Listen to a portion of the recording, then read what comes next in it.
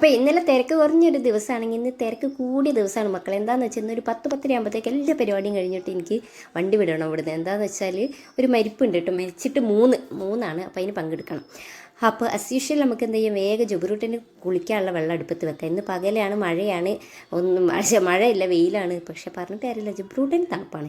അപ്പോൾ കാബൂളിക്കടയിൽ റോസ്റ്റഡ് ആക്കാൻ ഉള്ളതായിരുന്നു കേട്ടോ. പക്ഷെ എനിക്ക് കാണിക്കണം എന്നൊക്കെ ഞാൻ വിചാരിച്ചതാണ്, പക്ഷേ അതിൻ്റെ ഇടയിൽ കൂടെ ജുബൂട്ടിന് എഴുന്നേറ്റ് വന്നതുകൊണ്ട് അത് ഫ്ലോപ്പായിപ്പോയി. അപ്പോൾ തേങ്ങ വെള്ളത്തിൻ്റെ പകുതിയും പോയിട്ടുണ്ട്. ഇവരൊന്നും എഴുന്നേറ്റില്ലെങ്കിൽ ആ തേങ്ങ വെള്ളം എനിക്കുള്ളതാണ്. എന്തായാലും നെബൂട്ടൻ കുടിക്കുന്ന കുറച്ച് എനിക്കും കിട്ടി, അൽഹംദുലില്ലാ.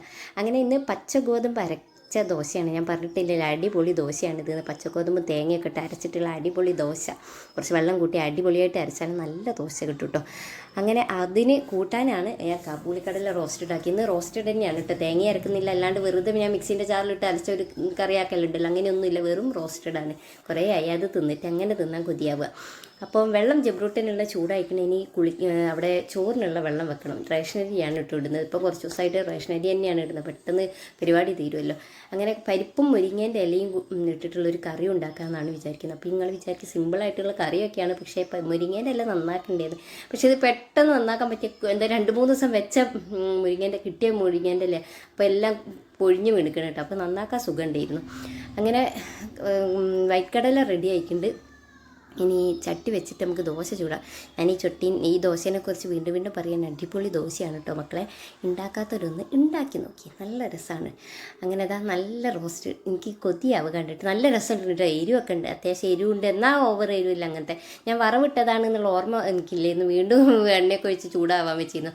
പിന്നെ ആ അടുപ്പത്ത് വെറുതെ കിടക്കല്ലേന്ന് വിചാരിച്ചിട്ട് എന്ത് ചെയ്തു, കുറച്ച് ഉണക്കച്ചെമ്മീൻ ഉണ്ട്, അത് കുറച്ച് മുളക് പൊടിയൊക്കെ ഇട്ട് വെച്ചാൽ വറുത്തെടുക്കുക. കുറച്ച് അതിലേക്ക് നാരങ്ങ വെച്ചാൽ ജബ്രൂട്ടിന് ചോറിന് ഭയങ്കര ഇഷ്ടമാണ്. ജബ്രൂട്ടന് മാത്രമല്ല കേട്ടോ, എല്ലാവർക്കും ഇഷ്ടമാണ്. അതിൻ്റെ ഇടയിൽ കൂടെ ജബ്രൂട്ടൻ നിങ്ങൾ ബ്രഷും പിടിച്ച് കണ്ടില്ലേ, ആ ബ്രഷും പിടിച്ചവന് വൈകുന്നേരം വരെ നിൽക്കും, പല്ല് കേൾക്കില്ല, അത് വേറെ കാര്യം. അങ്ങനെ ചോറ് റെഡി ആക്കിയാണ്. ആ അടുപ്പത്തോട്ട് ഞാൻ പരിപ്പ് വേവാൻ വെച്ചിട്ടുണ്ട്. പിന്നെ ജബ്രൂട്ടനുള്ള ചായയൊക്കെ കൊടുക്കുകയാണ്. ജബ്രൂട്ടന് കട്ടനാണ് ഇഷ്ടം, ജബ്രൂട്ടന് പാൽ ചായയാണ് കേട്ടോ ഇഷ്ടം. അങ്ങനെ ഇത് നാടൻ പൈനാപ്പിളാണ്, ഒരു പ്രത്യേക പൈനാപ്പിൾ, മുള്ളൊന്നും ഇല്ലാത്തത് കേട്ടോ. ഞാൻ ഇങ്ങനെയൊക്കെയാണ് കേട്ടോ മുറിക്കുക പൈനാപ്പിൾ, അല്ലാണ്ട് എനിക്ക് വലിയ സംഭവമായിട്ട് മുറിക്കാനൊന്നും അറിയില്ല. അങ്ങനെ പരിപ്പ് വെന്തിട്ടുണ്ട്. അതിലേക്ക് മുരിങ്ങേൻ്റെ ഇല ഇടുക, കുറച്ച് കഞ്ഞിവെള്ളം ഒഴിക്കുക. ഞാൻ എന്തിനും കഞ്ഞിവെള്ളം ഒഴിക്കും കേട്ടോ. പരിപ്പ് ഈ കറിക്കൊക്കെ പിന്നെ എല്ലാവരും ഒഴിക്കും, പക്ഷേ ഞാൻ മീൻ കറിക്കും ചിക്കൻ കറിക്കൊക്കെ വേണമെങ്കിൽ നല്ല ചൂട് കഞ്ഞിവെള്ളം ഉണ്ടെങ്കിൽ ഒഴിക്കും കേട്ടോ. അതിൻ്റെ ഒരു ശീലമായിപ്പോയി. അങ്ങനെ ജബ്രൂട്ടൻ്റെ ലഞ്ച് ബോക്സും സ്നാക്സ് ബോക്സും റെഡി ആക്കാൻ പോകുമ്പോൾ ചോറ് വിളമ്പി നല്ല ചുവന്ന ചമ്മന്തി, തേങ്ങ ചമ്മന്തി, പിന്നെ ഉണക്ക ചെമ്മീൻ, അതിലേക്ക് പുളി പോരാന്ന് പറഞ്ഞ ഒരു നാരങ്ങ കഷ്ണം വെച്ചിട്ടുണ്ട്. പിന്നെ ഹെൽത്തി ആയിട്ട് കുറച്ച് പൈനാപ്പിൾ വെറുതെ കൊണ്ടുപോയാൽ മതി, കുറച്ച് മുളക് പൊടി ഉപ്പൊക്കെ ഇട്ടിട്ട് അതും വെച്ചിട്ടുണ്ട്. പരിപ്പും മുരിങ്ങാക്കും ഇല ഇട്ടിട്ടുള്ള കറിയും വെച്ച് സെറ്റ്, അടിപൊളി. ഇന്നത്തെ പരിപാടി കഴിഞ്ഞു.